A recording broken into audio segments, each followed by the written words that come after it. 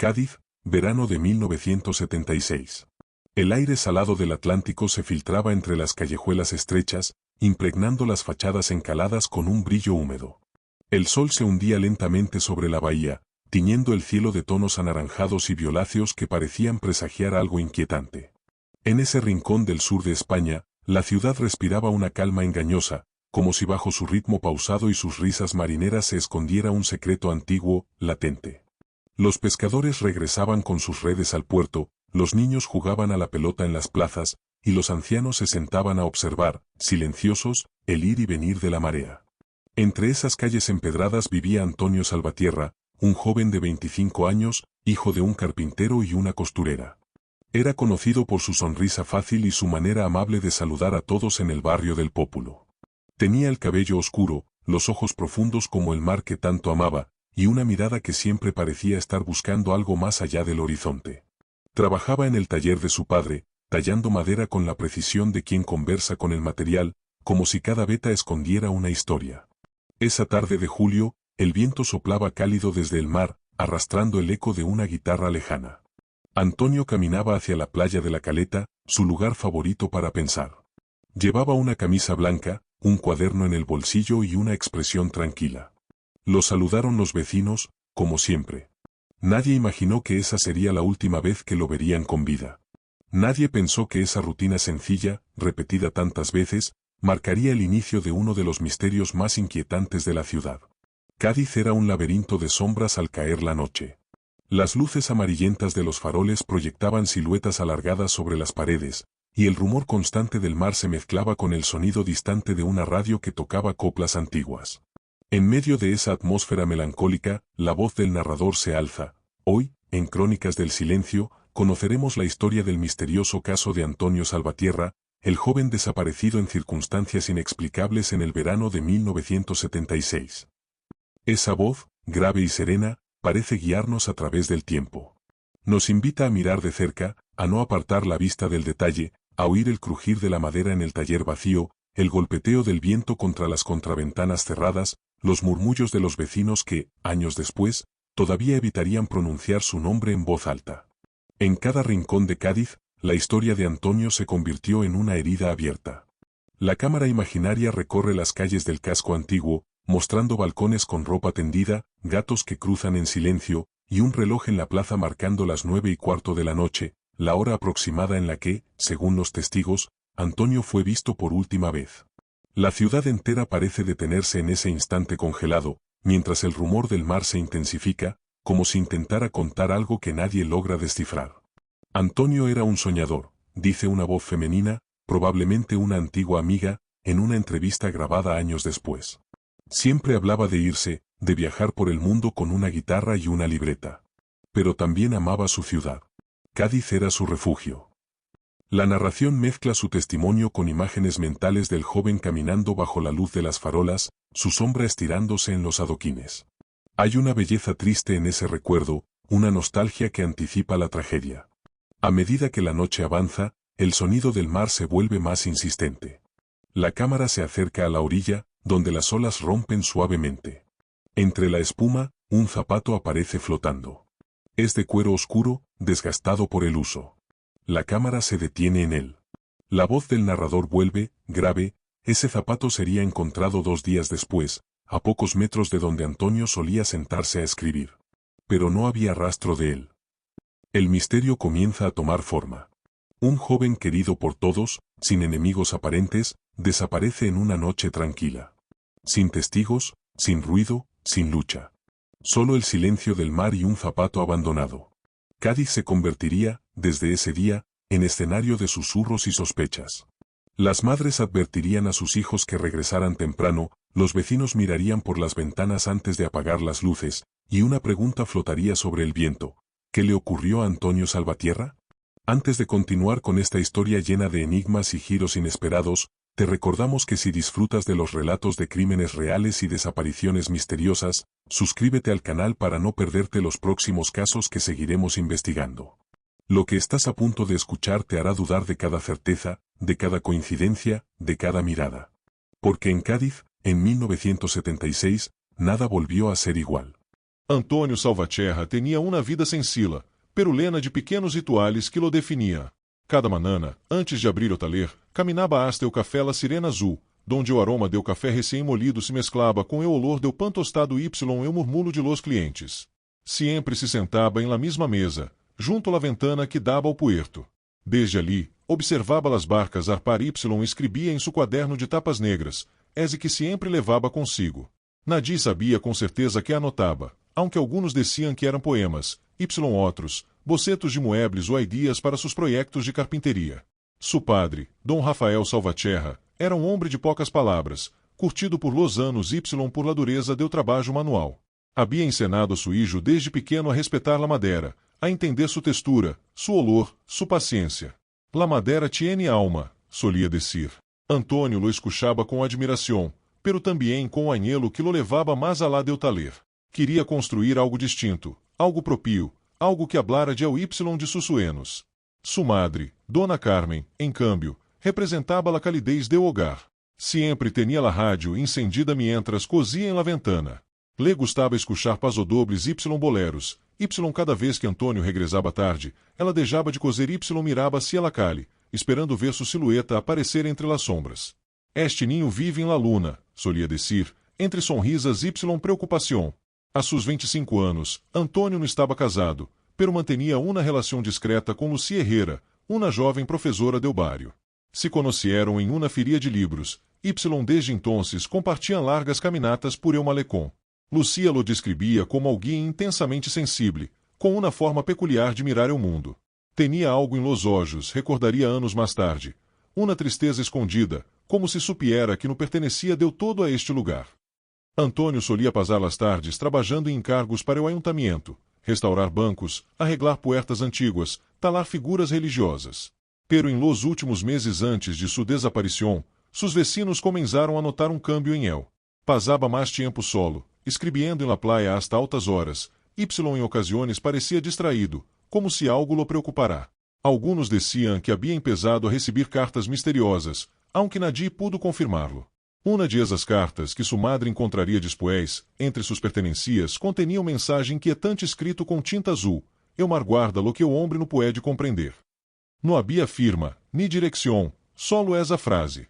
Los investigadores la tomariam como uma possível pista, aunque nunca lograriam decifrar seu significado real. Em seu quaderno, ao lado junto a sua cama, se leiam fragmentos de pensamentos confusos, de bujos de olas, coordenadas y frases inconclusas. La Bahia, la sombra em la torre, eu sonido em la noche. Todo parecia uma mescla entre poesia y advertência. Lucia assegurou que Antônio levava semanas obsesionado com um tema del que não queria hablar. Dizia que havia visto algo que não devia haver visto. Los amigos de Antônio também notaram su câmbio de ânimo. Em las tabernas, donde antes era o alma de las conversações, agora permanecia em silêncio, com a mirada fija em su vaso. A veces murmurava palavras que nadie compreendia.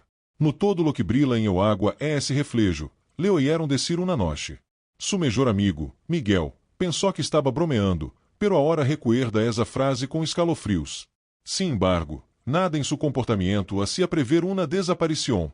Tinha planos concretos, queria arrojar para abrir su propio taler y, quizás, casar-se com Lucia. Incluso havia reservado um terreno pequeno a las afueras de la ciudad. Sonava com construir uma casa frente ao mar. Todo apontava a um futuro prometedor, a uma vida que recém empezava. Pero algo, uma sombra invisível e a lo acechava. Antes de continuar com los mistérios que rodearam sua desaparição, te recordamos que se te apasiona as histórias reais cargadas de intriga y emoção, não olvide suscrever-te ao canal y ativar a campanita. Assim podrás acompanhar-nos em cada caso que analisamos, em cada verdade oculta que tratamos de desenterrar.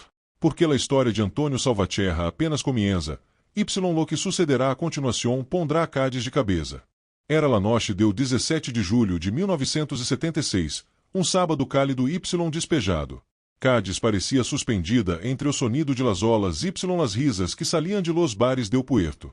Antônio havia terminado sua jornada em el taler mais temprano de lo habitual. Dijo a su padre que vá a caminar por la playa antes de cenar, como tantas outras vezes. Levava seu quaderno, um bolígrafo y uma pequena linterna. Fui visto por última vez cruzando la calle San Juan de Dios hacia o malecón, justo quando las campanas de la catedral daban las 9. Los testigos recordaram sua figura delgada recortada contra a luz anaranjada de los faroles. Caminhava tranquilo, sem prisa, silbando uma melodia que Nadie pudo identificar. Em el horizonte, o mar reflejava destellos metálicos bajo la luna. Todo parecia normal, salvo por um detalhe. Um homem com sombreiro oscuro lo observava desde uma esquina, fumando. Nadie lo reconheceu. Y nunca mais volvió a ser visto. À medianoche, Lucia empezou a preocupar-se. Antônio solia passar horas em la playa, pero sempre regressava antes de las 11. Lo lamó várias vezes desde uma cabina telefônica, pero Nadie contestou em la casa. Pensou em ir a buscar-lo, pero uma luvia repentina la hizo desistir. Fui la última vez que creio escuchar sua voz, um eco lejano entre o murmúrio del viento, pronunciando su nome. A la manana seguinte, su madre notou sua cama vacía. La colcha estava desordenada. Y el quaderno havia desaparecido. El taler seguia intacto, com as herramientas em seu lugar y uma figura de madeira médio talar sobre la mesa. Solo faltaban sua linterna y sua chaqueta. Quizás se fui temprano ao puerto, pensou. Pero ao passar las horas, la inquietude se convirtió em angústia. A mediodia, la família alertou a la Guardia Civil. Se organizaram patrulhas para revisar o litoral, los acantilados y las zonas del muelle. Los pescadores colaboraram, revisando cada rincão del puerto. Pero não havia sinais de lucha, ni huelas, ni rastros. Solo la arena barrida por el viento y, ao cair la tarde, eu alasgo que cambiaria todo. Um zapato, eu mesmo que Antônio levava la noite anterior, flotando cerca de las rocas de la caleta. Eu zapato fui recogido por um jovem buzo local, que lo entregou a las autoridades. Em el interior selaram restos de arena úmida y um pequeno troço de papel arrugado com uma frase escrita em lápis: Lo que vi en la torre no debe saber-se. Nadie compreendió su significado. La pergunta era inevitável. A que torre se referia? Em Cádiz havia várias, y ninguna parecia ter relação com Antônio. Esa noche, el rumor corrió como fuego entre los vecinos. Algunos asseguravam haver visto uma luz estranha proveniente de la Torre Tavira, el ponto mais alto de la ciudad, donde se encontrava la célebre Câmara Oscura. Outros decían haber escuchado um grito apagado entre las olas. Pero las autoridades descartaram qualquer conexão. Para elos, Antônio havia caído ao mar por acidente. Sin embargo, sua família nunca creyó essa versão. Dias después, um marinero declarou haver encontrado algo mais, uma linterna metálica, semi-enterrada em la arena, a uns metros del faro. La linterna aún funcionava. Ao encenderla, la luz proyectou sobre las rocas uma palavra escrita com carvão: Vuelve. Era como mensagem dirigido a alguém. Los investigadores lo tomaram como uma broma macabra, pero para Dona Carmen, la madre de Antônio, foi uma sinal clara de que su hijo não se havia ido por voluntad propia. Mientras tanto, Lucia começou a receber lamadas anônimas. Uma voz masculina, distorcionada, repetia sempre lo mesmo: Deja de buscar. El ya pertenece ao mar. La jovem denunciou o acuso, pero não pudieron rastrear la procedência. Em seu testemunho ante la polícia, assegurou que Antônio havia mencionado, uns dias antes de desaparecer, um homem misterioso que lo seguia desde hacía semanas. Nadie tomou em sério suas palavras, hasta que foi demasiado tarde. À medida que passavam los dias sem notícias, la tensión creció. Cádiz, acostumbrada a los secretos y supersticiones, empezou a murmurar que o caso de Antônio estava maldito. Los mais viejos hablaban de uma antiga leyenda sobre um espírito del mar que se levava a los que miraban demasiado. Pero lo que realmente se ocultava tras essa noite de julho era algo mais humano, y mais oscuro.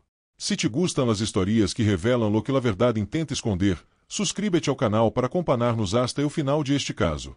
Lo que viene a continuação te deixará sem aliento. El 18 de julho de 1976, la Guardia Civil iniciou oficialmente a búsqueda de Antônio Salvatierra. Durante 3 dias consecutivos, los agentes recorrieron ao litoral com perros rastreadores, revisaram los muelles, las gruas del puerto y los almacenes abandonados cerca de la bahia. El capitão a cargo, José Lafuente, declarou ante la prensa local que não existia indício alguno de delito, pero em sua voz se percebia uma dúvida. El caso não encajava em la categoria de uma simple desaparição. Havia demasiadas piezas sueltas, demasiadas señales que apontavam a algo oculto. Em el barrio del Pópulo, los rumores cresciam. Alguns vecinos asseguravam que Antônio havia descoberto algo relacionado com um negócio turbio que operava em El Puerto, contrabando, dinheiro sucio, silêncios comprados. Outros preferiam calar. La polícia interrogou a vários estibadores, entre elos a um homem apodado Eu Português, conhecido por mover-se em círculos pouco recomendáveis. Afirmou haver visto Antônio hablando com um marinheiro estrangeiro dias antes de desaparecer, pero não pudo precisar o idioma nem o tema de la conversação. Em El Taler, los investigadores alaram uma pista inquietante. Debaixo do banco de trabalho, escondido entre tablones, encontraram outro troço do quaderno de Antônio. Estava rasgado, como se alguém lo hubiera arrancado com prisa. Em la página podia ler-se uma anotação fechada el 14 de julho. El sabe que lo vi. La torre, la sombra detrás del cristal, no puedo contarlo. A partir de ese lasgo, la torre Tavira deixou de ser uma mera coincidência. La torre, construída em el siglo XVIII, funcionava como mirador y centro de observação marítima. Desde sua cima, se dominava toda a cidade y el puerto. Quando a polícia la inspeccionou, encontraram la puerta forzada y marcas de pisadas recientes em la escalera. Em la azoteia, um pequeno panuelo branco com as iniciais AS repousava baixo uma piedra. Sin embargo, não havia sinais de luxa nem rastros de sangue. La hipótese de um acidente volviu a tambalear-se. La prensa local começou a seguir o caso com morbo cresciente. Los titulares hablaban de el mistério del carpinteiro desaparecido. Los vecinos, antes colaborativos, empezaram a reír las perguntas. Alguns asseguravam haver visto movimentos estranhos em la torre durante la noche, figuras que subiam y bajaban sem luz. Outros afirmavam que Antônio se havia involucrado em algo proibido, quizás em uma investigação propia sobre o passado oscuro del puerto. Nadie sabia com certeza. O capitão Lafuente decidiu entrevistar a Lucia Herrera. Ela lhe contou todo o que sabia, las cartas sem remitente, las frases enigmáticas, las noches de desvelo de Antônio. Mostrou as notas que eu havia deixado em sua casa, entre elas uma que descia: se me pasa algo, busquem o mar lo que se oculta em la torre. Essa frase se convertiria em la clave del caso. Sin embargo, la polícia não encontrou nada suspeitoso em o interior de la torre, nem objetos personais, nem sinais de que Antônio hubiera estado ali mais alá del panuelo. Los dias se convirtieron em semanas. O caso começou a enfriar-se. Pero Dona Carmen, sua madre, se negou a aceitar o silêncio. Cada tarde subia ao mirador de la catedral y observava o horizonte, como se esperara ver-lo regressar em uma barca. A veces hablaba sola, murmurando su nombre entre lágrimas. Lucia, em cambio, empezou a enfermar de ansiedade. Descia que lo escuchava em suenos, que Antônio la lamaba desde algum lugar profundo, rodeado de água y ecos. O padre, Dom Rafael, mantuvo o taler aberto durante meses, esperando que su hijo cruzara la puerta. Uma manana encontrou sobre a mesa uma figura talada que ele não recordava berecho, uma pequena torre de madeira, com uma ventana em espiral que não coincidia com o dizeno de la Tavira. Nadie supo como legou ali. Alguns pensaram que era um trabalho antigo de Antônio, outros, que alguém lá havia deixado como mensagem. Em setembro de 1976, um turista britânico tomou uma fotografia panorâmica desde la Torre Tavira. Ao revelá-la, notou uma silhueta difusa em la orilla, junto às rocas donde se aloia o zapato. Parecia um homem com camisa branca, mirando assim o mar. Quando a imagem legou a manos de la polícia, o rosto era borroso, pero la postura, la altura y o cabelo coincidiam com los de Antônio. O capitão Lafuente ordenou um novo rastreio, pero novamente, não apareceu nada. Cádiz inteira quedou atrapada por la história. Los periódicos empezaram a publicar teorias extravagantes, desde abducciones hasta rituales antigos relacionados com o mar. Pero detrás do sensacionalismo havia um medo real, uma sensação de que algo ou alguém se movia entre las sombras de la ciudad, observando. Porque, aunque Antônio não volvió, alguém seguia dijando mensagens em las paredes del barrio com carvão, a um mira desde la torre. O outono legou com um aire úmido y espeso. Cádiz, envuelta em uma bruma persistente, parecia respirar a ausência de Antônio como se fuera uma enfermedade compartida.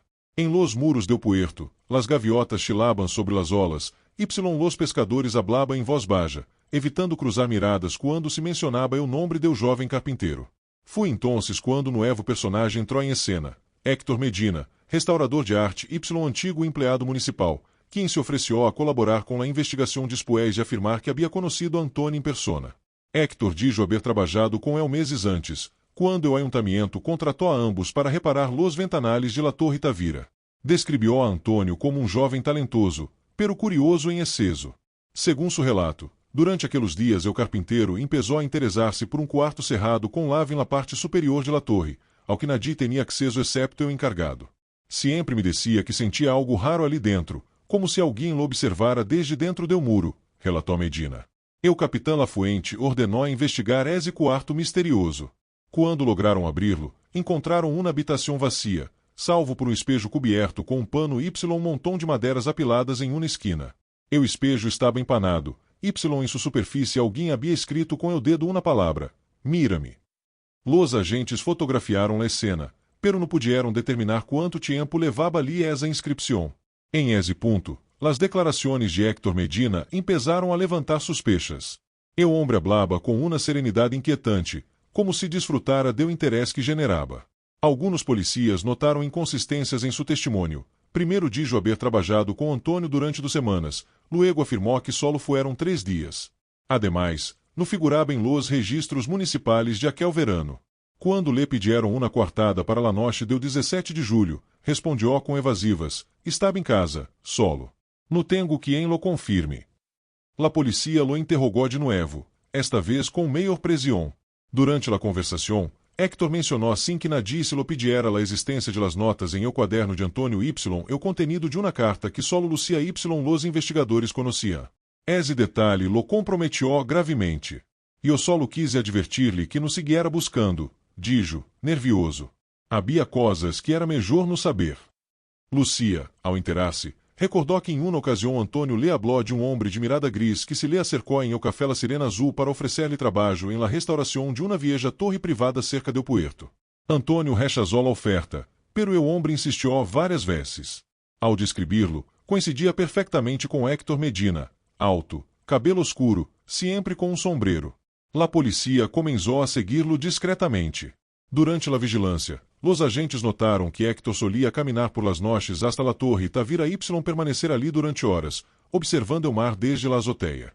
A veces levava consigo uma cajá de madeira. Uma noche de outubro, los investigadores decidiram detener-lo para interrogá-lo novamente. Em la cajá encontraram herramientas de carpinteria antiguas, uma linterna idêntica à la que havia pertenecido a Antônio Y, uma pequena figura de madeira talada, uma barca vazia. Quando lhe perguntaram por esses objetos, Héctor sonrió com frialdade. La madeira guarda recuerdos, dijo. A vezes, quando alguém desaparece, lo que queda de él se transforma. No todo muere em el mar. Su tono era inquietante, quase poético, pero suas palavras helaram a los presentes. O capitão Lafuente ordenou registrar seu domicílio. Lo que encontraram ali cambiou por completo o rumbo do caso. Em el sótano de sua casa, as paredes estavam cobertas com mapas del puerto, dibujos de la torre y recortes de periódicos sobre desaparições antiguas em Cádiz. Havia ao menos 5 nomes distintos, todos de jovens que haviam desaparecido em circunstâncias similares durante a última década. Em uma de las mesas, uma carpeta marcada com as iniciais AS contenia bocetos, fotografias y uma carta sem enviar dirigida a mi discípulo. O texto de essa carta decía: Antônio, tu compreendiste la voz del mar melhor que nadie. Pero te adelantaste a mirar demasiado. Lo que viste debia quedar oculto. No puedo permitir que destruas lo que represervado. La firma era inconfundível, Héctor Medina. O capitão Lafuente, ao ler-la, compreendió que já não estava ante uma desaparição acidental. Era um crime cuidadosamente planeado, um juego retorcido entre mentor y aprendiz. Tras o descobrimento em o sótano de Héctor Medina, Cádiz inteira se sumiu em um silêncio tenso. La notícia correu rápido. O homem que se apresentava como restaurador de arte poderia ser o responsável no solo de la desaparição de Antônio, sino de outros casos olvidados. Las autoridades acordonaram la vivienda Y, trasladaram a Medina a los calabozos de la comisaria central. Durante las primeiras horas de interrogatório, se mantuvo impassível, observando a los agentes com uma calma que resultava insuportável. No entiendem, repetia una Y outra vez. Él não está muerto. Está em la madeira, em el eco del mar. O capitão Lafuente decidiu reexaminar cada um de los objetos encontrados. Entre los bocetos de la carpeta marcada com as iniciais AS, descobriram um dibujo minucioso del taler de Antônio. Em uma esquina del papel, quase invisible, aparecia uma sequência de números: 36 graus 31N, 6 graus 17W. Ao compará-los com los mapas náuticos, coincidiam com um ponto exato frente ao faro de San Sebastián, donde a profundidade do mar alcançava los 30 metros. Sin dudarlo, organizaram uma expedição submarina. 3 buzos descendieram aquela manana gris. La corriente era fuerte, eu água, turbia. Após os metros do fundo, encontraram restos de madeira dispersos, como fragmentos de uma cajal cofre, algo mais, uma figura talada com o rosto de um homem jovem. La tala estava erosionada por la sal, pero conservava detalhes precisos, la mesma sonrisa, los mesmos olhos que descreviam los retratos de Antônio. La levaram à la superfície com um respeto silencioso, como se rescataram corpo. Lucia, ao verla, rompió a lorar. ESL, dijo entre solozos.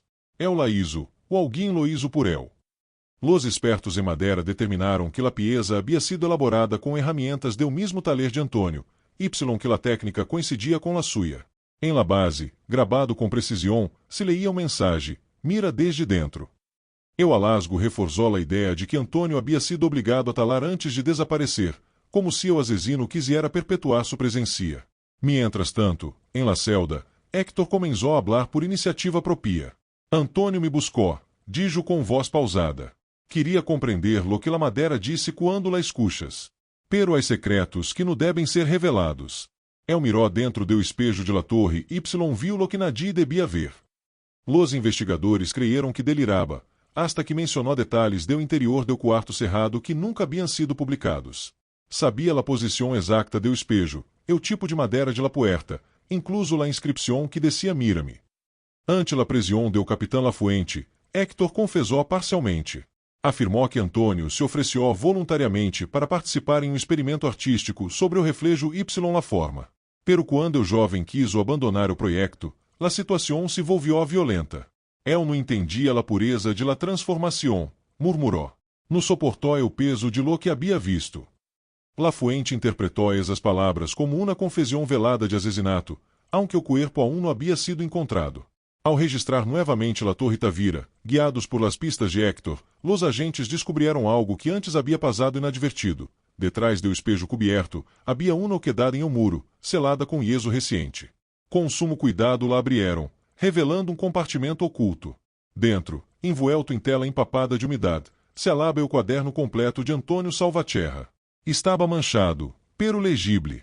Em las últimas páginas, escritas com traço tembloroso, podia ler-se: El no pinta, El encierra. La torre no mira ao mar, mira-se adentro. Se no vuelvo, busquem el reflejo. Aquelas palavras estremeceram incluso a los agentes mais experimentados. Era uma espécie de testamento, uma advertência escrita em los últimos momentos antes de desaparecer.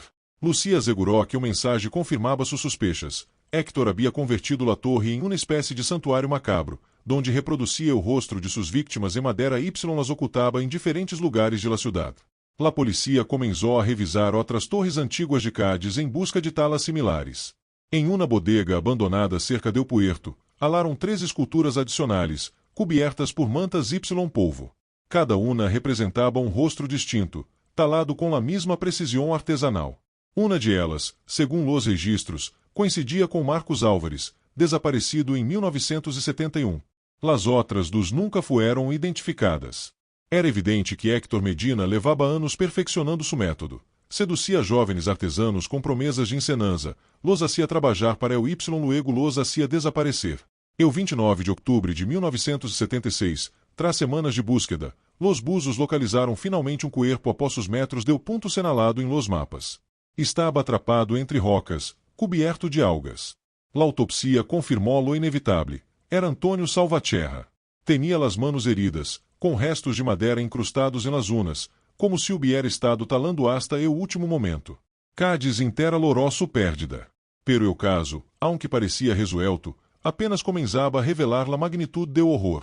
O juízo de Héctor Medina começou o 3 de março de 1977, em meio de uma expectação sem precedentes. Los periódicos Lolamaban e o escultor deu silêncio, um apodo que parecia satisfazer ao acusado, quem se sentava cada dia em o banquilo com uma expressão serena, quase orgulhosa. O tribunal estava abarrotado, periodistas, curiosos, familiares de las vítimas. Lucia los padres de Antônio se encontravam em primeira fila, sosteniendo-se de las manos, incapazes de apartar la vista de aquel homem que havia destruído suas vidas. Durante as primeiras sessões, los fiscales apresentaram pruebas abrumadoras. las esculturas aladas en la bodega, las cartas com la firma de Medina, los testemunhos de los Buzos, y, sobretudo, o quaderno de Antônio, encontrado em um muro de la torre. Las páginas finales fueron leídas em voz alta, y um silêncio espeso caió sobre la sala. Si estás oyendo esto, decía la última anotación, é porque la torre ha hablado. E ouvi su rostro antes de que él me encerrará em eu reflejo. Las palavras estremecieron incluso ao juiz, que interrompió brevemente a audiência para permitir a la madre del jovem recuperar-se del desmaio. Medina, sin embargo, nunca negó sus acciones. Em lugar de defensa, oferecia um discurso enrevezado sobre o arte, la memória y o sacrifício. Elos no murieron, decía. Los liberé del peso del tiempo. Les de uma forma que o mar no puede borrar. Su voz, grave y melódica, contrastava com o contenido espantoso de suas declarações. Los psiquiatras lo calificaram como um indivíduo narcisista y psicótico, pero lúcido, plenamente consciente de seus actos. O fiscal argumentou que Héctor havia criado uma espécie de culto personal, uma filosofia enfermiza donde o arte y la muerte se confundia. Segundo as pruebas, elegia jovens artesanos com talento, los manipulava com promessas de encenança y luego los utilizava para recrear sua obra final, esculturas taladas bajo coação, destinadas a permanecer ocultas como tributo a seu ego. Antônio foi o último y o mais valiente de elos, o único que intentou denunciá-lo, y por eso lo silenciou. O testemunho de Lucia foi um de los momentos mais comovedores del juízo. Vestida de negro, com la voz quebrada, relatou como Antônio havia cambiado después de conhecer a Héctor. Él lo absorvia todo, dijo. Lo hacía sentir especial, necesario. Pero pouco a pouco empezó a asustar-se. Me decía que esse homem veía coisas que nadie mais veía, que hablaba com la madera, que escuchaba vocês em el viento. Quando terminou, la sala inteira estava em silêncio, solo interrompido por los solosos de Dona Carmen. Durante o contra-interrogatorio, Héctor se permitiu sonreír. Lucia dijo, mirando-la com uma calma cruel, tu também lo sentiste, verdade? O poder de la forma, la perfección del silêncio. Antônio era demasiado puro para este mundo. La jovem apartou la mirada, temblando. O juiz ordenou que o acusado guardara silêncio, pero o dano estava hecho. Su voz tinha algo hipnótico, uma cadência que helava la sangre. O capitão Lafuente, lamado a testificar, apresentou la reconstrução cronológica do crime. Como Antônio foi citado em la torre bajo o pretexto de terminar o encargo, como Héctor lo golpeou y lo obrigou a talar uma última figura su propio rostro, y como después lo leva ao faro, donde lo arrojou ao mar com as manos atadas. Cada detalhe estava respaldado por pruebas materiais, y no deixava lugar a dúvida. Sin embargo, o acusado mantinha uma expressão imperturbável, quasi beatífica, como se todo aquilo fuera parte de sua obra maestra. O veredicto legou el 22 de março. Tras 9 horas de deliberação, o jurado declarou a Héctor Medina culpável de assassinato premeditado y ocultamento de cadáver. Fui condenado a cadena perpétua. Quando o juiz leu a sentencia, Héctor se levantou lentamente y pronunciou suas últimas palavras públicas. Las torres cairão, pero las miradas seguirão. El me mira desde o reflejo. La frase quedou gravada em la memória de todos os presentes, como um eco impossível de borrar. Antônio foi enterrado dos dias después em el cemitério de San José. La ciudad inteira assistiu ao funeral. Los pescadores lançaram flores ao mar em sua memória. Y el sonido de las campanas se mesclou com el lanto del viento. Lucia colocou sobre la tumba o quaderno restaurado, com la última página aberta. La verdade sempre vuelve, como la maréia. Desde entonces, cada ano, em la festa de sua desaparição, la gente deixa pequenos trozos de madeira junto a sua tumba, talados com iniciales os símbolos, como se cada uno quisiera devolver-lhe algo de lo que o mar lhe arrebatou. Sin embargo, lo mais inquietante ocorreu meses después del juízo. Um guardia do penal de Puerto de Santa Maria declarou que, em las noches de tormenta, oía golpes rítmicos provenientes de la celda de Héctor Medina, como se alguém talara madeira. Quando entrava, lo encontraban tranquilo, sentado, com las manos vacias. Solo escucho el mar, decía. Anos mais tarde, moriria em esa mesma celda. Pero algunos asseguraban que, quando su cuerpo foi alado, sobre la parede aparecia talado um rostro, el de Antônio Salvatierra. La sentencia de Héctor Medina no trajo paz imediata. Cádiz, aunque aliviada por el cierre judicial do caso, quedou marcada por uma sensação de desasosiego que persistiu durante anos. Los más viejos decían que la ciudad había absorbido la tristeza de Antônio, y que las noches de verano, quando o vento soplava desde o Atlântico, se podia ouvir o eco de martelo golpeando madeira em la distância. Era como se o espírito do jovem carpinteiro seguiera trabalhando em la oscuridade, intentando terminar uma obra inconclusa. Lucia, incapaz de suportar o peso de los recuerdos, se mudou a Sevilha em 1978. Dedicou sua vida a encenar literatura y jamais volvió a enamorar-se. Em uma entrevista concedida anos después, confessou que aún sonaba com Antônio, a veces lo veo en la orilla, esperando-me, com su quaderno em la mano. Nunca habla, solo sonríe. Creo que quiere decir-me que está em paz. Su testemunho foi incluído em um documental emitido por la televisão andaluza, que reavivou o interesse por el caso. Los padres de Antônio permaneceram em Cádiz hasta su muerte. Dom Rafael mantuvo o taller abierto hasta 1984, pero ya no volvió a talar. Em uma de las paredes do local, deixou colgada a figura de la torre que su hijo havia esculpido pouco antes de desaparecer. Nunca permitiu que nadie la tocará. Esse su voz, decía, su maneira de seguir aqui. Dona Carmen, em câmbio, pasava las tardes frente ao mar, hablando sola, convencida de que o vento lhe traía mensagens de su hijo. Em los anos 80, um grupo de investigadores locais revisou los arquivos de Héctor Medina. Entre las notas personais encontraram bocetos de uma estrutura desconhecida, uma torre sem ventanas, sem puertas, construída inteiramente de madeira. Em los márgenes del dibujo se leía: quando todo se hunda, o silêncio flotará. Nadie supo que significava exatamente, pero alguns especularam que era uma alegoria de sua obsessão com a imortalidade do arte. Outros creyeron que planeava uma última criação antes de sua captura. Apesar do paso do tempo, la Torre Tavira se convirtió em um símbolo ambíguo para a cidade. Los turistas acudiam atraídos por el mistério, pero muchos gaditanos evitavam acercar-se ao cair la noche. Alguns guias afirmavam que, ao mirar por la câmara oscura em los dias nublados, podia ver-se fugazmente a silhueta de um homem com camisa branca, de espaldas ao mar. Las autoridades descartaram essas histórias como superstições, pero o mito se afianzou. Em 1992, um carpinteiro jovem chamado Julián Vega, que havia heredado o antigo taller de Los Salvatierra, afirmou haver encontrado uma última figura escondida entre las vigas do techo. Era pequena, do tamanho de uma mano, Y representava um ojo talado com precisão inusual. Em la parte posterior estava gravada a fecha 17 de julho de 76, o dia de la desaparição de Antônio. Los espertos confirmaram que la técnica era suya. Nadie supo como legou ali, ni quem la colocou. Aquilo reavivou a teoria de que Antônio havia deixado mensagem final, um símbolo que indicava que conhecia seu destino. O ojo, segundo alguns, representava a mirada eterna, a capacidade de ver desde o mais alá.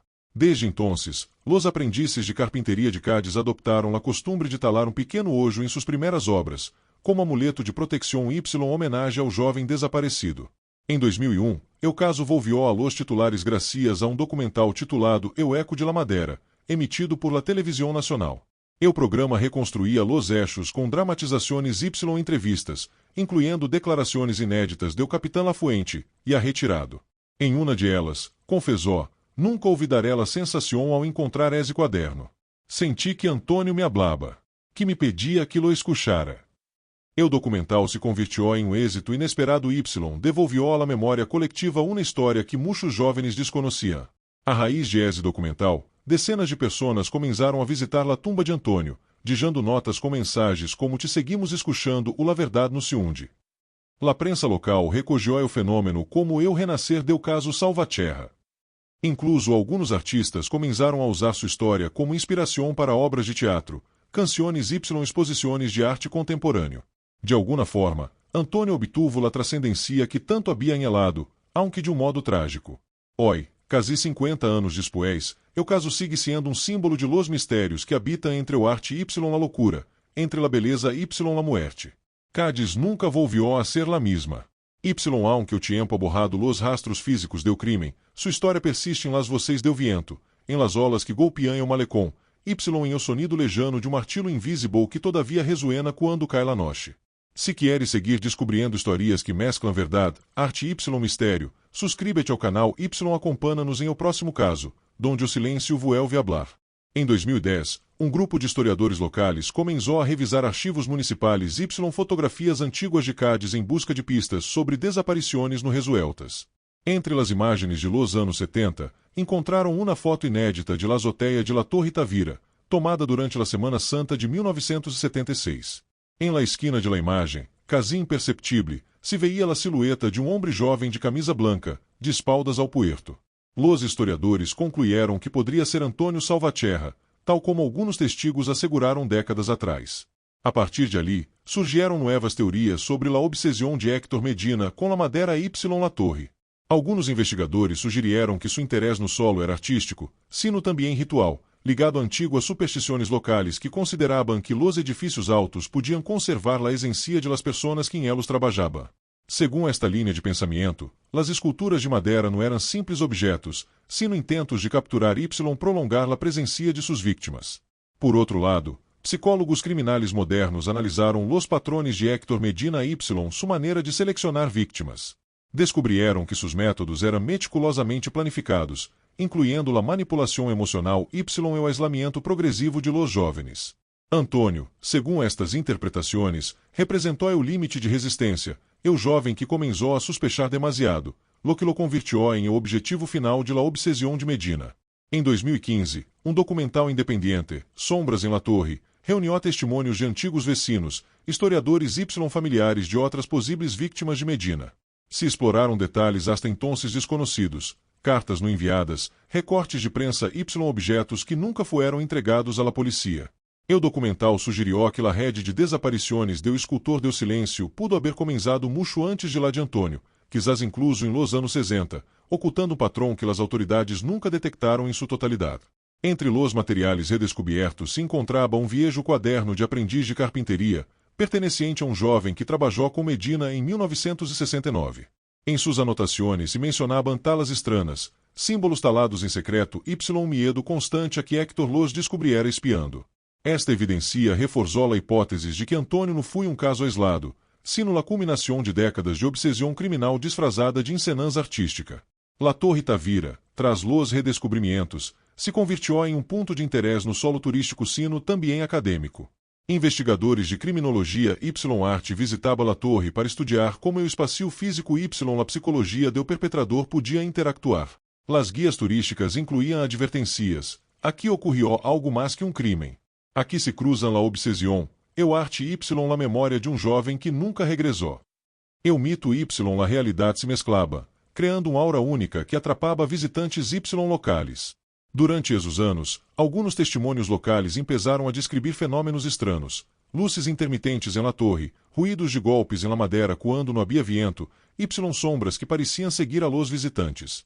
Los escépticos lo atribuíam ao clima y a la sugestão, pero outros sosteniam que Antônio, de algum modo, havia deixado uma presença em o lugar, um resíduo de seu espírito, ligado à madeira que taló incluso bajo coerción. Investigadores modernos também tentaram reconstruir as rutas de las esculturas aladas, determinando que muitas pudieram haver sido transportadas a escondites secretos em Cádiz, lo que sugere que Medina planeou cuidadosamente cada passo de seu crime. Alguns espertos compararam este patrão com outras desaparições internacionais, concluindo que Héctor foi um criminal metódico, cuja obsessão por el arte lo levou a um nível de perversão que Casinadi logra compreender. Lucia, apesar de los anos, permanecia interessada em la investigação. Em 2018, publicou um ensaio personal titulado Eu Reflejo na Torre, donde detalhava a vida de Antônio, la obsessão de Héctor y como la ciudad absorbió la tragédia. Descrevió como los recuerdos de Antônio permaneciam em los objetos que eu amava.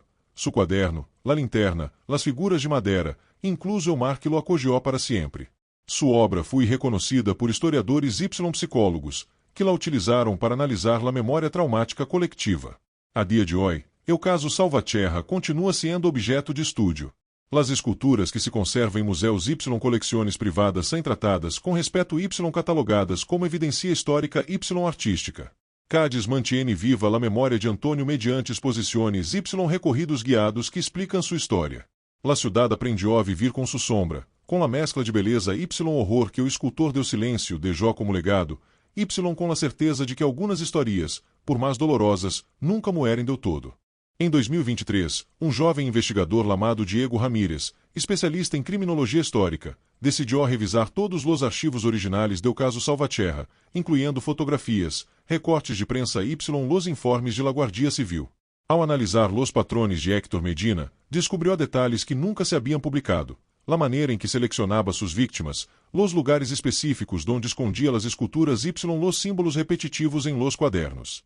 Todo indicava uma obsessão ritualizada, como se cada acto de desaparição fuera parte de play artístico macabro. Diego entrevistou a antigos testigos que aún vivia em Cádiz.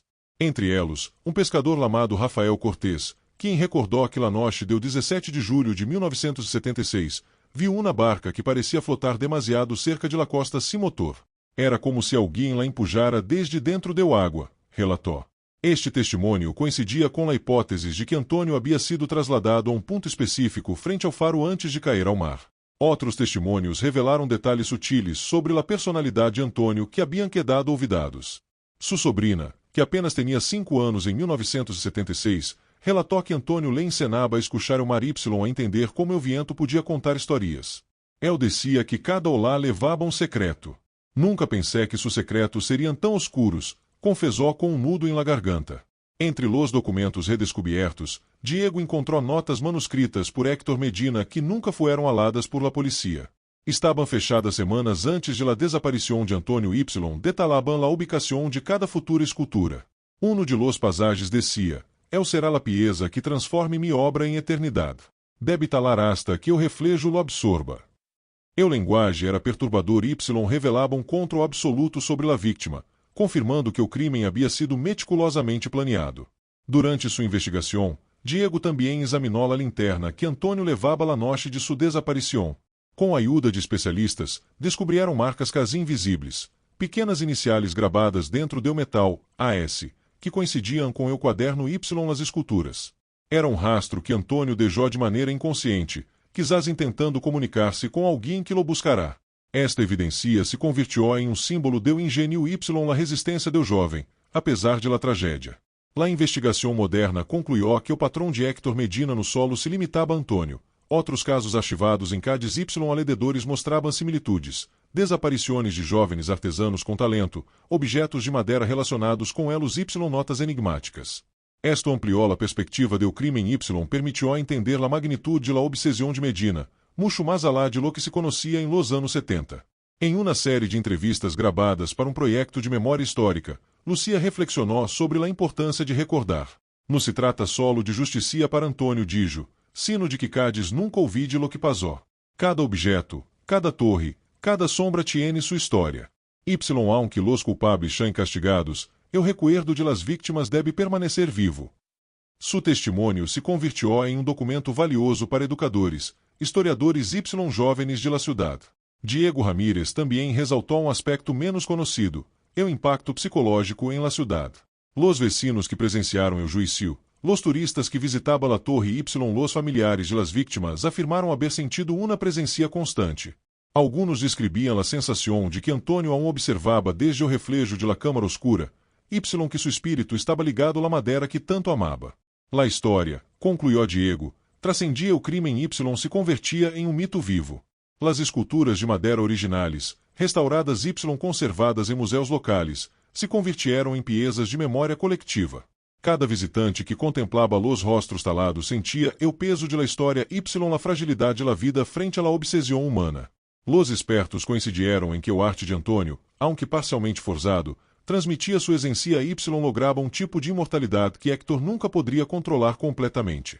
Assim, o caso Salvatierra quedou registrado no solo como crime resuelto, sino como testemunho do vínculo entre talento, obsessão y memória.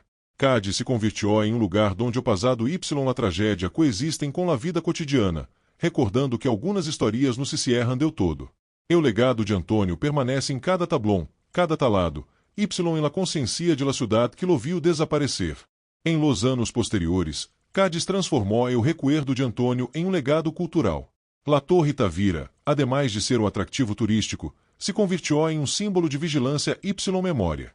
Los guias contaban a história com tono respetuoso, explicando como jovem carpinteiro havia sido vítima de la obsessão de homem poderoso y perturbado. Los visitantes escuchaban com fascinação y escalofrio, conscientes de que o silêncio de la ciudad escondia secretos que solo la madeira podia contar. Cada aniversário de la desaparição, o 17 de julho, familiares, amigos y curiosos colocavam pequenas figuras de madeira em la orilla de la caleta, donde apareceu o zapato de Antônio.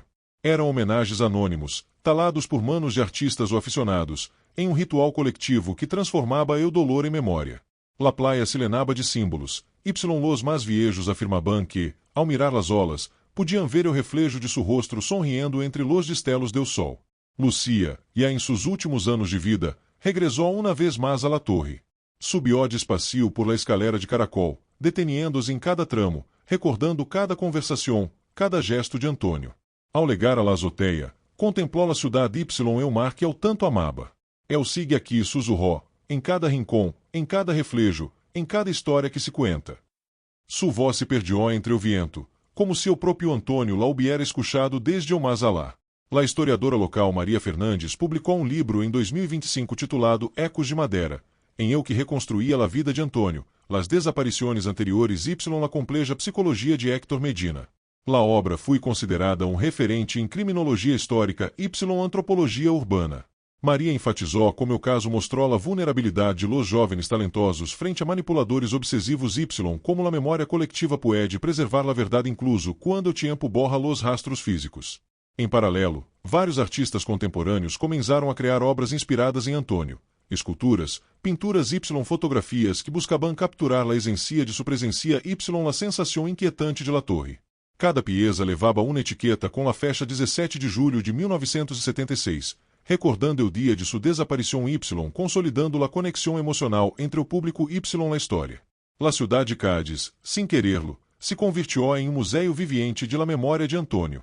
Um fenômeno curioso surgiu entre los jovens que visitavam a Torre Tavira. Muitos afirmavam sentir uma espécie de guia invisível, como se Antônio los condujera a observar detalhes que de outro modo passariam desapercebidos.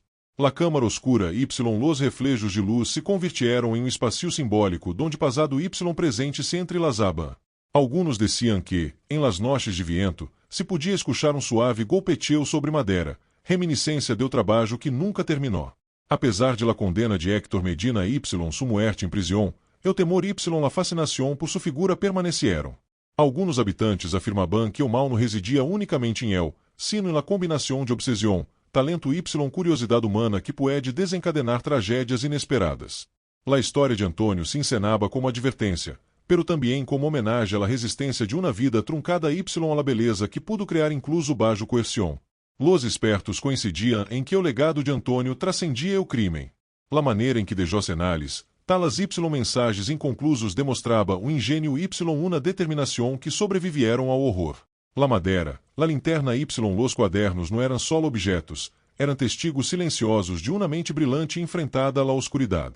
Cádiz aprendió a escuchar estes ecos, reconhecendo que algumas vidas podem iluminar incluso los rincones mais oscuros de la história. Com o tempo, a história de Antônio Salvatierra se convirtió em um relato de referência para true crime, criminologia arte. Cada reconstrução, documental ou exposição mantinha um equilíbrio entre o respeito por la víctima la fascinação por el criminal. Los guias turísticos recordavam a los visitantes que detrás de cada objeto cada sombra e uma história humana, que o arte la memória podem salvar lo que la muerte intenta borrar. Assim, quase 50 anos depois, la huela de Antônio sigue viva em Cádiz. Em cada figura de madeira, em cada reflejo de la câmara oscura, em cada murmúrio del mar em los recuerdos de quienes lo amaram, sua história perdura. Sua vida sua tragédia em cena que o talento pode iluminar, que la memória pode resistir incluso ao ouvido, que o mistério, aunque doloroso, pode convertir-se em um legado eterno. Se queres seguir explorando casos que mesclam mistério, crime em memória, suscríbete ao canal acompanha-nos na próxima história que desafia a realidade. Em El Cierre de esta história, Cádiz se apresenta como um cenário onde a beleza e o horror convivem. La Torre Tavira sigue vigilante, como um testigo silencioso de los acontecimentos de 1976. Los turistas veem paisagens fotos, pero los gaditanos recuerdam a tragédia de Antônio cada vez que o vento sopla desde o Atlântico, traindo consigo ecos de madeira, paz os sussurros que nunca se extinguem. La história de Antônio Salvatierra se convirtió em um símbolo de resiliência. Su talento, aunque truncado por la obsessão de Héctor Medina, logrou deixar um rastro imborrável. Las esculturas, el quaderno, los objetos que sobrevivem em museus taleres, la memória coletiva que los mantiene vivos. La ciudad aprendió que incluso la injusticia pode transformar-se em legado se recuerda com respeto consciencia. Héctor Medina, pese a sua condena muerte, continua sendo um recordatório sombrio de como a obsessão humana pode corromper o talento ajeno. Sua figura se estudia em criminologia como exemplo de manipulação, controle psicológico y planificação meticulosa de crimes disfrazados de arte. Pero la atención siempre vuelve Antônio, cuya vida y criatividade desafiam a oscuridade que lo rodeou. Las generaciones mais jovens que visitam a torre e o taller de Los Salvatierra a menudo se sentem intrigadas y comovidas. Alguns talam pequenas figuras de madeira, outros escrevem mensagens ou cartas imaginarias a Antônio. Cada gesto mantiene a história viva, y em cada ação, se refuerza a lección de que incluso frente à tragédia, o talento y la memória podem superar a sombra do crime. Los historiadores han senalado que a clave do caso no solo está em o crime, sino em la relação entre víctima y victimario, como a criatividade pode ser manipulada, como a curiosidade pode convertir-se em peligro, y como a persistência de la memória pode superar décadas de silêncio. Cádiz, com sus cales, su puerto y su torre, se convierte assim em um arquivo vivo de la história de Antônio y de la advertência que representa. Incluso hoy, quando cai la noche sobre o puerto y o reflejo de la luna se proyecta sobre la câmara oscura de la torre, alguns visitantes asseguram sentir uma presença cálida y tranquila. É essa a sensação de que Antônio, de algum modo, sigue ali, observando, protegendo y guiando a quienes busca entender sua história. La tragédia se transforma em guia, y é o mistério em encenança. Em cada rincão de Cádiz, los objetos que pertenecieron a Antônio são tratados com respeito. Los expertos em arte recomendam contemplá-los lentamente, observando cada detalhe de la madeira, cada linha do quaderno. Porque em cada traço está a vida de um jovem que amava seu ofício, la obsessão de um homem que lo destruiu, y la resistência de la memória que se niega a desaparecer. La moraleja de este relato é clara: o talento, aunque vulnerável, pode transcender la tragédia. La memória coletiva, los objetos que sobrevivem y la encenança de la história permitem que uma vida truncada permaneça presente, que la sombra se dissipem y que la ciudad aprenda de seus errores. Antônio Salvatierra demuestra que incluso em los momentos mais oscuros, la criatividade y la resiliência podem iluminar. Hoy, Cádiz recuerda Antônio no solo como víctima, sino como símbolo de fuerza y legado. Suas esculturas, su quaderno y las historias contadas por Lucia y los vecinos mantienen viva a memória de um jovem cuya vida foi arrebatada, pero cuyo espírito sigue inspirando a todos los que escutam sua história. Cada visita à torre, cada passeio por el puerto y cada mirada ao mar se conviertem em um acto de homenagem silencioso. Finalmente, o caso de Antônio Salvatierra encena que a verdade, por mais dolorosa que sempre encontra uma forma de sobreviver. Que a memória pode transcender a morte, que o talento pode iluminar a oscuridade, y que la ciudad, com seus secretos y ecos, é esse testigo eterno de lo que ocorreu. Se te fascinou esta história de mistério, crime y resiliência, não olvide suscrever-te ao canal para descobrir mais relatos que desafiam a realidade y mantienen viva a memória de quienes já no estão.